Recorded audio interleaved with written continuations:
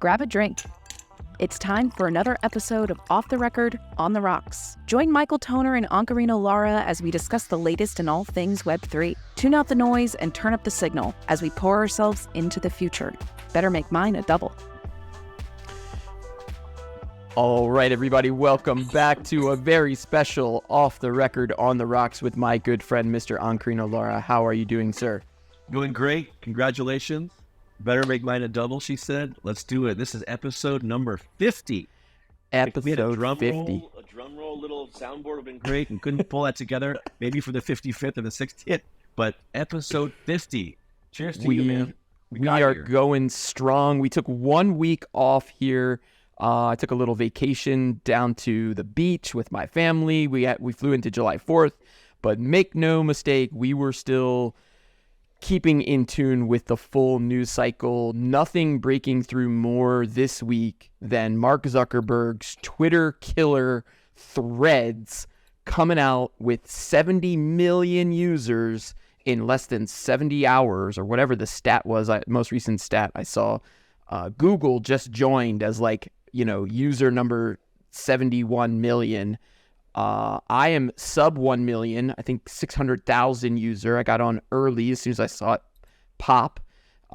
Sticking to my original social media manager roots. Got to get in there early, figure out how to do this thing. But, this rumor mill of Elon Musk's Twitter versus Zuckerberg's Meta, the cage match, the apparently UFC wanted to fight. I'm calling it now. This is the cage match. We are watching it play out, which is Threads versus Twitter. What's your hot take? Well, my hot take on all this stuff is anytime someone writes an article that refers to something as the killer of something else, especially in tech, it just feels like it's going to fail. That's just my knee-jerk destiny. And when they talk about 30 million and then 70 million, and I just, a little bit of a different world, obviously, than say like the Google Plus launch, which was a social network that was billed as the Facebook killer at the time. That's right. And there was huge stats that came out about number of users and how they were really rolling, and they had the product managers up there touting it, and then how fast they were accumulating active users, et cetera, et cetera. But then what ended up happening is they were splitting hairs on users and active users, right? Because anybody with a Gmail account was automatically converted. There's all these things. I know it's a separate app. Threads is its own little app, but it's very intimately tied to Instagram and that login and whatever else. So I don't know how often they promote little buttons saying get Threads off apps and whatever, but if it's as easy as just a one click and that installs it, and they're going to call the getting of that's the app a user, right? That's a user versus the active every 24 hours, every 30 days, or whatever the stats are. I can see how you can fluff it up. But for me, that's the one thing, right? Is this thing as big as it is? I installed Threads. I don't know what number I am, but I'm in there. It's, it is what it is. But then I think, well, whatever happened to Telegram? And whatever happened to Mastodon? Whatever happened to Blue Sky? And you go, and they're all there and getting downloads. And they actually have super active communities, and sometimes in multiple languages. Yeah. And so, but no one talks about that, right? Because the cage match, as you just laid it out, is only two people who have 2 4-letter last name / nicknames. And we even share 2 letters in each of those 4-letter words. It's Zuck versus Musk, and it's a cage match. And I thought what was particularly interesting about it, I don't know how you feel about this, is that Elon, who's usually very pragmatic, and he comes across, obviously with the way he speaks, sometimes he doesn't have those people skills maybe in the same way that all of us do. But he came out with just yes, I love competition, but cheating is not okay, which is a very direct and pointed thing to basically point at old Zuck and say, you're the cheater here. I went and bought this thing, you're cheating. That to me felt like that's already like a dig. Yeah, for sure. There's so much to unpack. So let me see if I can get a little bit of this timeline together here, which is Mark Zuckerberg tweeted for the first time. First, let me back up even July 5th, I think is the day. They put out an Instagram post teasing the launch of this new app. And then within hours, it was they had to get it out. They had to push it. I mean, even that narrative felt real. It was okay, everybody can go get it. There was actually a little secret code, a little cheat code. If you searched for Threads, this little admit one emoji showed up. And if you clicked it, you got early, quote, early access. That's one. Then Zuckerberg going to his 12-year-old dormant Twitter account, Finked. Who knew this was Zuckerberg's Twitter account, Finked, Finkd? What? Hasn't tweeted since 2012 and takes that old Spider-Verse Spider-Man meme with Spider-Man pointing at Spider-Man, and it is a straight troll move to go to Twitter and announce your new app, and 70 million users later, they are flying. To your point about getting onto the app, you have to have an Instagram account. From Instagram, you can create the account, one click. It just sets it up once you download the app. And even my wife was asking, like, why does it have to be a separate app? And I think a lot of folks, clicked right through that terms and conditions front screen without even reading what they're clicking on. But that second bullet straight up says the goal of Threads is to build this app into what they call the Fediverse, which is going to allow for future use of your social profile, your assets, your friends, the things you post, to be able to move them to future social networks, quote, that we don't own.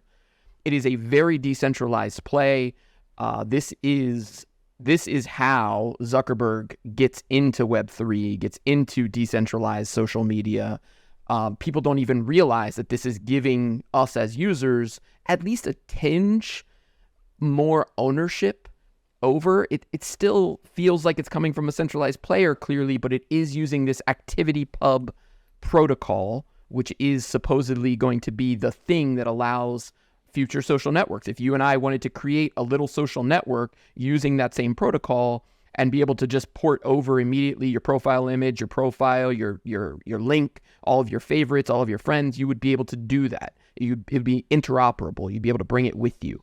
And I haven't heard a lot of people talking about that. It was one of the first things I saw, because as you and I talk a lot about, the devil's in the details. When I saw the T's and C's and I see this bullet that says Fediverse, I'm like, what the hell is this? I click into the help section. I start reading it. I realize, oh, this is a much bigger play than meets the eye. And then I come back to, okay, what do we know Musk is trying to do with Twitter? He's trying to build the X app. He's filing for payment solutions across hundreds of states. I don't know if you saw this, that Twitter Payment Solutions has a peer-to-peer. I don't think I sent you this link, but they're setting up the payments infrastructure. We knew he was going to try to do this. The joke about Dogecoin, being the currency of Twitter, still might be, but here comes Threads now with I say a mechanism, but a decentralized platform that would allow me to bring my wallet, to bring my transactions, to have that kind of peer-to-peer transaction happen. And I think this is how Zuck gets to his version of an everything app.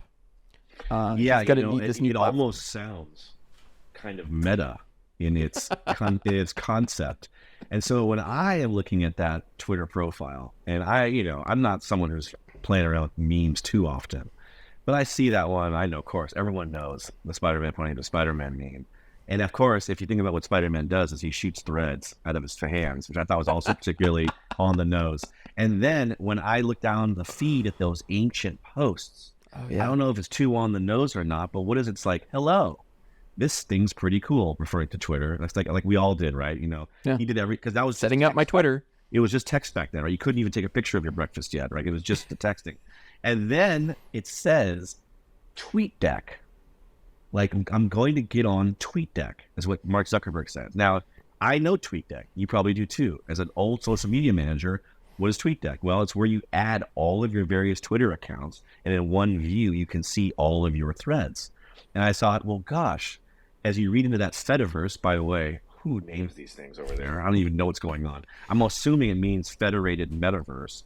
I'm assuming it does not mean like federal government, like we joked, like it's Fed now. They might. You're steering into that FED. Are these guys the underlying technology of Fed now? I have to go ask Jessie Chang. Was she ever a Facebook lawyer? I don't know. But anyway, I just look at all that and say, okay, well, if you can't, run your own decentralized coin, and that kind of fails, like Libra, you tried to run a couple other things that kind of didn't work and fall on its face. You've evolved now. You used to be this ubiquitous social network thing that really rose to prominence when, one, it opened up to everyone in the world outside of students, and then two, added that little Facebook thumbs up button to the entire web. And then said to websites, hey, you want to build a website with a login? You just use Facebook login. And it kind of became that ubiquitous tool, right? And well, then time passes and other things start to come out. And now returning right to maybe the core of what Facebook and now Meta really is supposed to be open to tie in. Like the big move will be, hey, Threads lets you integrate Twitter as a first integration, because they're already going to, because they say other networks like, and I forget what they said is the like, but they might have mentioned Mastodon or some other sort of a social network that's like Twitter that's not as strong as Twitter. They would never say the word Twitter out loud for fear that, Musk lawyers would send them a letter, which they did anyway.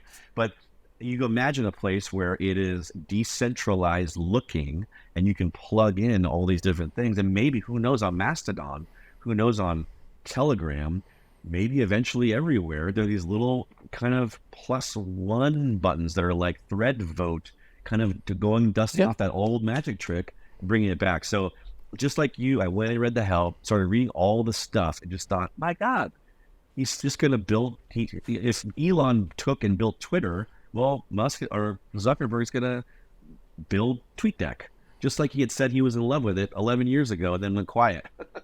So to me, it's just like, man, this really is the cage match, like you said. And I don't even, the other thing though, is we've never seen the code.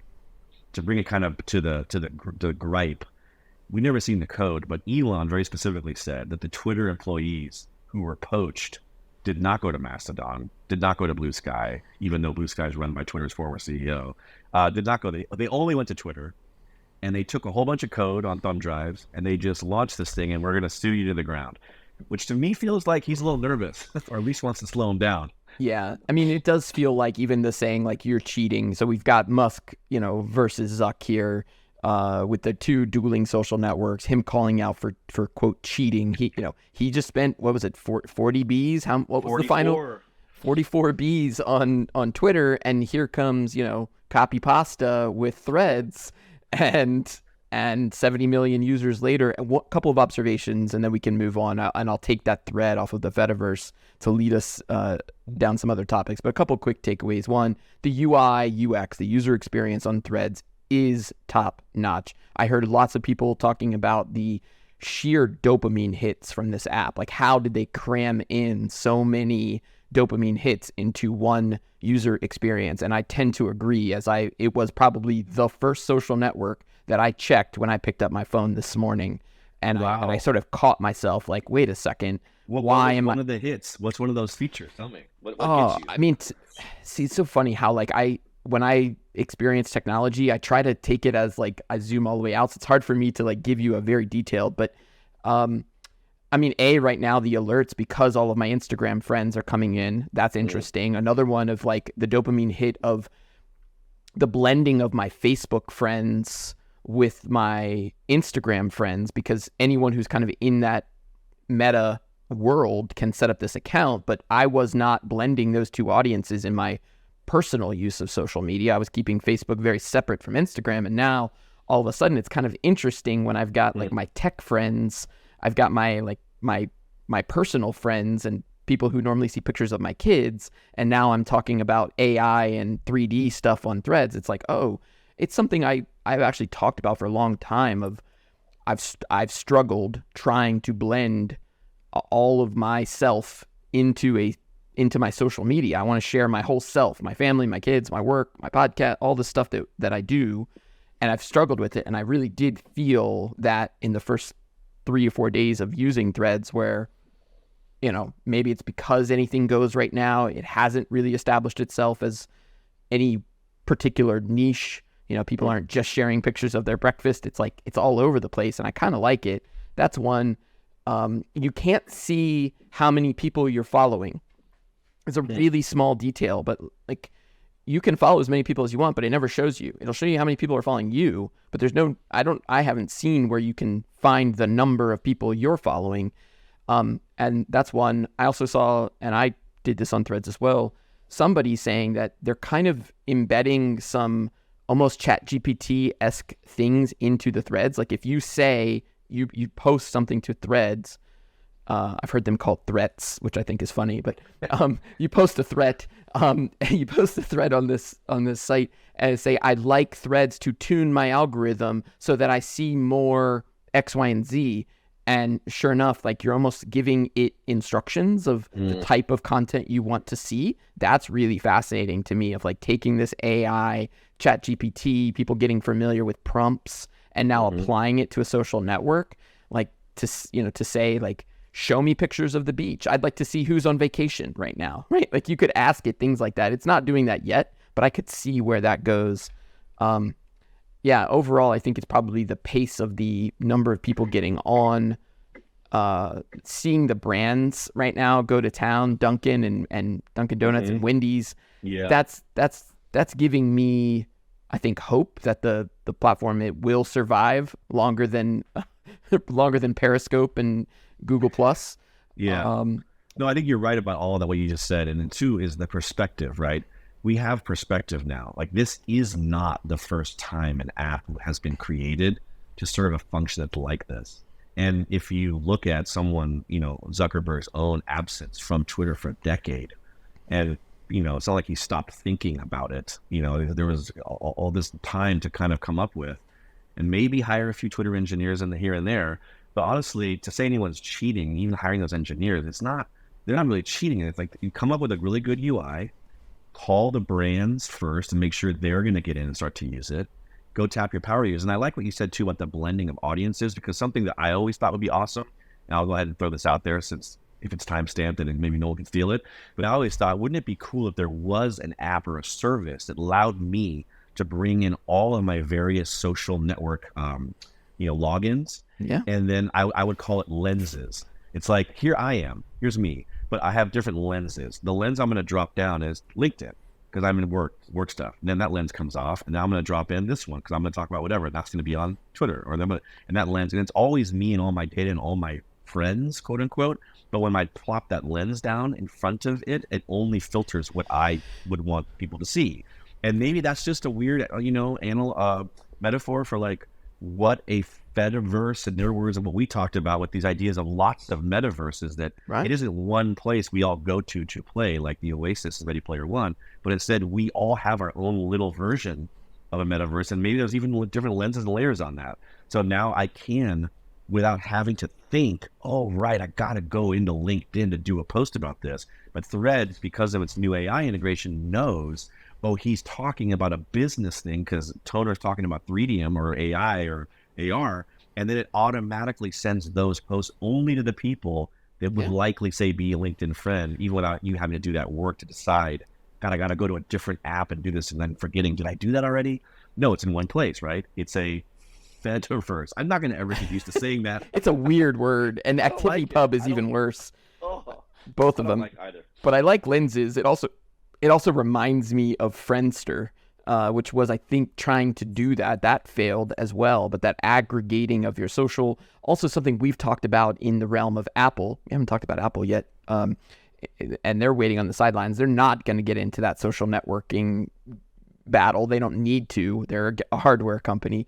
But when we've talked about being able to set my privacy settings so that you can see who, or I can set what I want you to see of me, right? It's hard to describe it.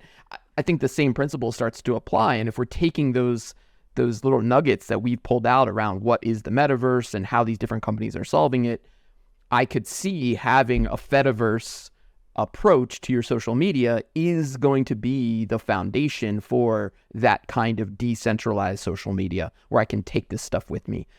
But playing off of that Fediverse side of things, this will lead me into, and I kind of alluded to this a moment ago, the payment side of things. I feel like this was a must-have in order to get to some sort of an everything app, some sort of a framework, a foundational infrastructure with which to allow peer-to-peer payments or whatever Threads is going to put into that app to be able to tip people or whatever it's going to be. Because there had been some huge moves in the crypto regulatory space and the big names coming in.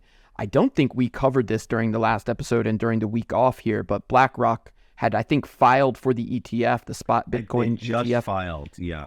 it was like that day, I think maybe that we were recording, and now the floodgates are open. Everybody is slamming down the door of the SEC, trying to get their Bitcoin ETFs approved. And I want to get your take on this because this also leads us to Coinbase.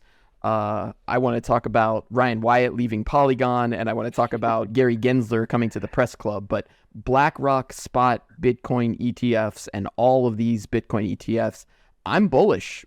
If the big guys are coming in, price goes up. I can't see why it wouldn't.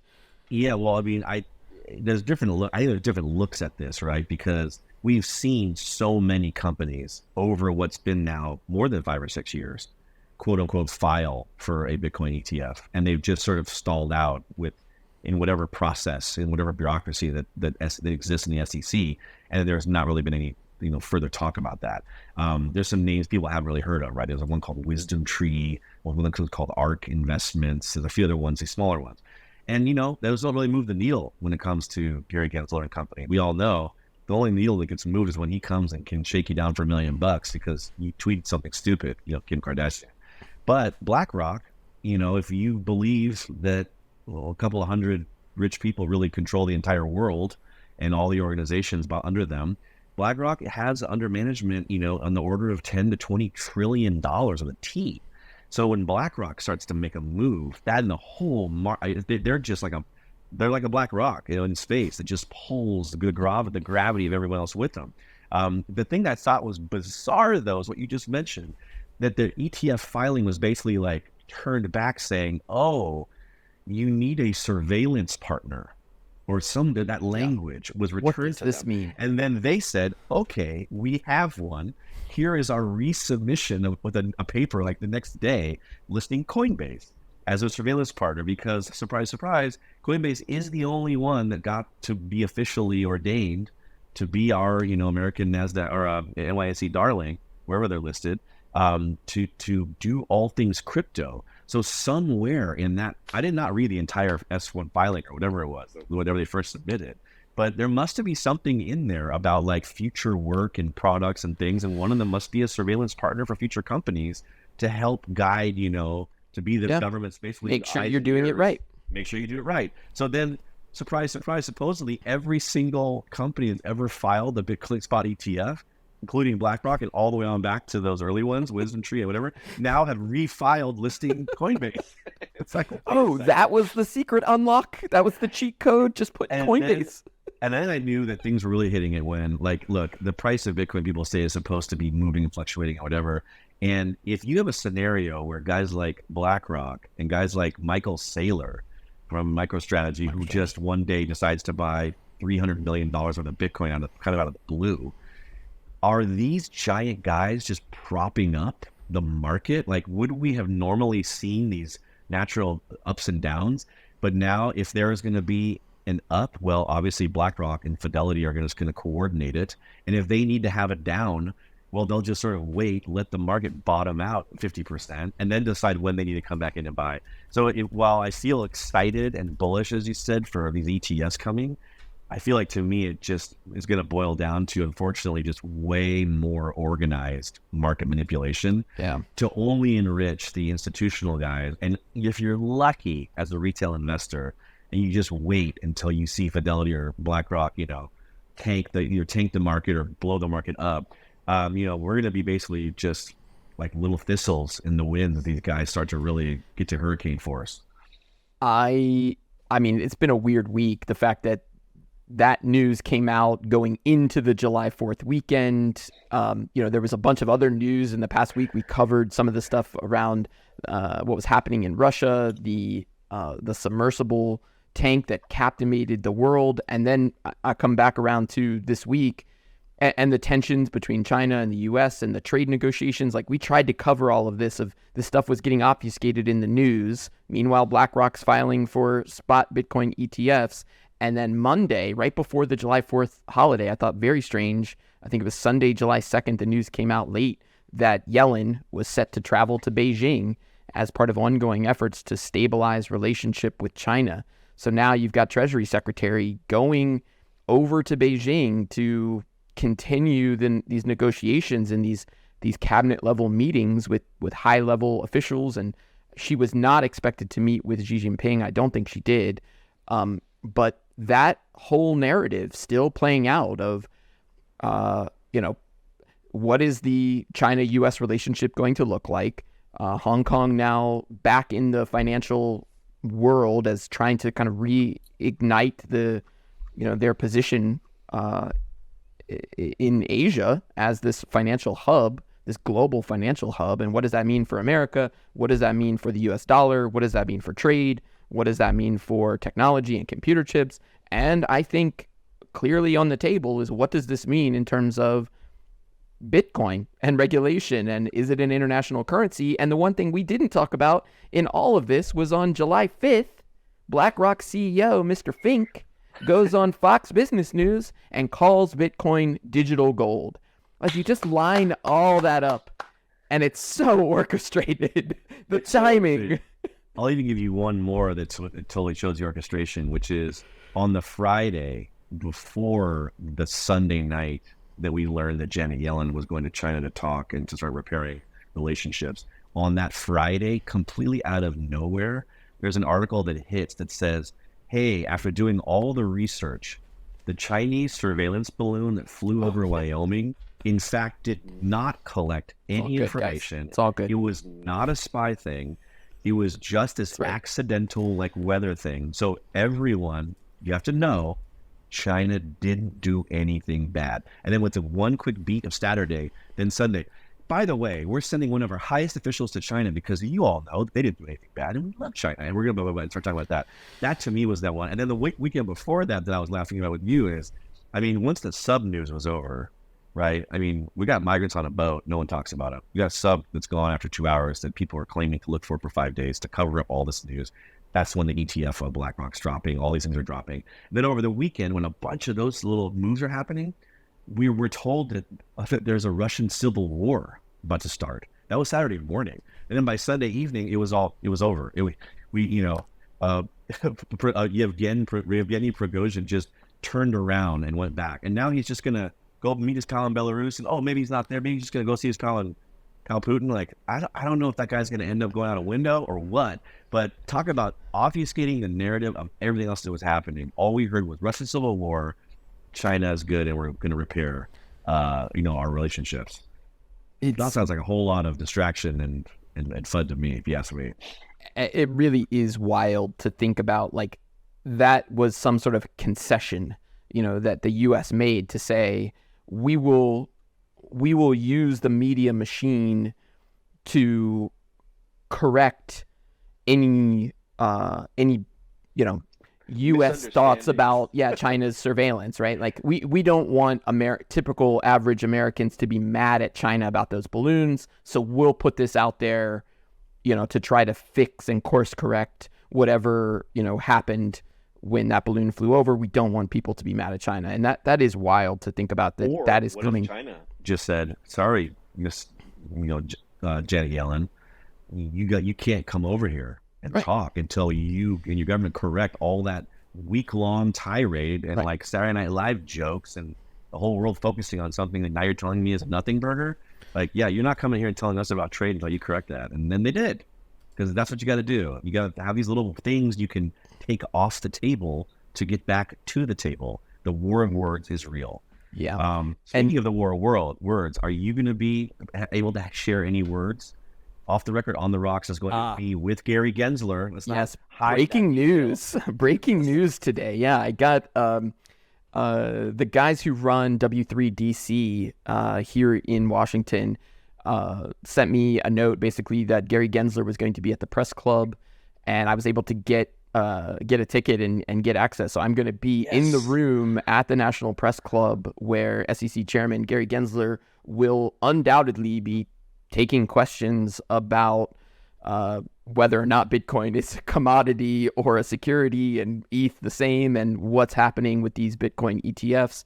The timing of it is really interesting. I think it's about 10 days from now. So we probably won't cover it quite yet. And in fact, I'll get some questions ready. I do think, I've been to these press club events before. I've been to a number of them with other high-ranking U.S. officials, and you don't have to have a press badge to ask a question.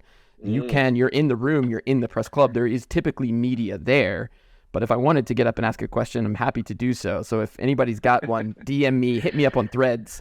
Yeah, all of our listeners, hit us up because this is our chance. We have an audience. We can say it. We can position it how we want. Off the Record, On the Rocks has been invited for an audience with Gary Gensler. That's right. What do you want to ask him? Have you ever been involved, sir, in the week 1 of 49 headlines? Yes.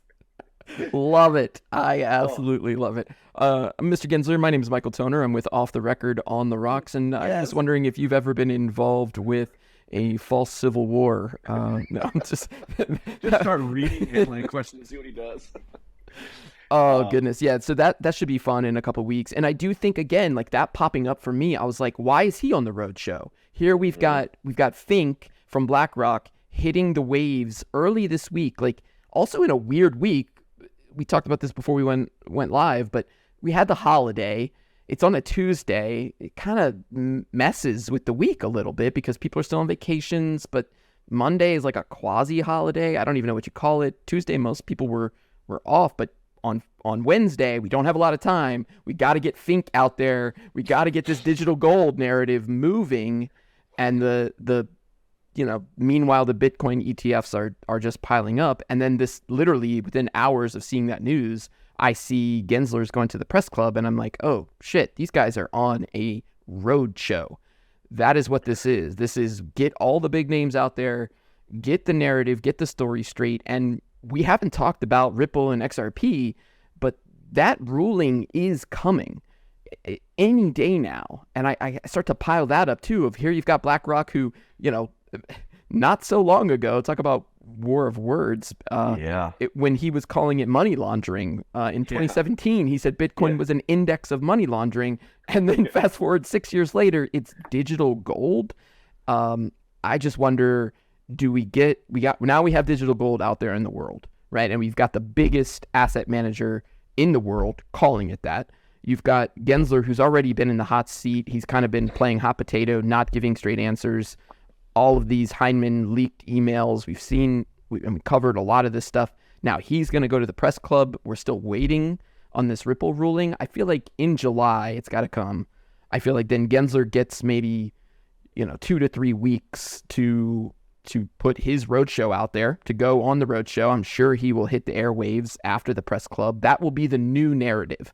That's my hypothesis, is that whatever shift in the narrative is required right now, he will use that as the anchor point with which to do it. It's in DC, it's in front of the media, it's open to the public, quasi open to the public. So it just gives this air of, yep, I'm going to tell you what the plan is. So we'll see if that comes true. But I have a feeling that you're right on that, but I think that it's not as coordinated. I think my hypothesis is that Fink came out and BlackRock is coming out, guns blazing, recoining, like reintroducing digital gold, because digital gold was the way that people years ago were trying to communicate what Bitcoin was. Right. So mining, all of it. Yep. It's mining. It's a finite resource. It's a blank. It's gold. Blah, blah, blah. So when BlackRock, Mr. Fink comes out and starts going on about that, he is a little bit like re-stealing the narrative from the past. So when Gensler says, "Oh, I'm going to go at the press club," I have a feeling he's going to try to set the record straight. That the BlackRock CEO doesn't determine regulation. Like, I wouldn't be surprised if he comes out and says Bitcoin is not digital gold. Let's not get it confused. It's this. And suddenly, maybe by just virtue of the fact that you have to have the head of the SEC effectively eliminate choices from the public eye because they're being said by people like Zuckerberg and Tim and Apple, and they're all saying what they think it is. And then he has to come and say, it's not these 6 things, it's this thing. And now you understand why. I have a feeling he's going to try to kind of just, rain on everybody's parade. And that's why you put it out that far. He puts it out there because he already knows the timing of other announcements. Like that date he's putting out is no accident, right? I think we're going to have him try to correct the winds that are blowing right now from these big money guys. Yeah, absolutely. So we've covered a lot here. We've got, Yellen going to Beijing. We've got Gary Gensler showing up at the press club. We've got BlackRock, Fink, Digital Gold. We've got Coinbase as surveillance partners, and all of that coming out of that very crazy news cycle around Russia, submersibles, these millionaires that imploded, and just it's still in the narrative. It's just kind of hanging on there and kind of a crazy thing. But one thing we didn't cover, but the July supermoon. I always like to get my lunar forecast in there. That was a really interesting one. This was it was on July 2nd. So again, kind of one of 4 supermoons to rise in 2023. And that was on Monday the 3rd. So, and it was the closest one to us. It's called the Buck Moon. It was like 14,000 miles closer or whatever.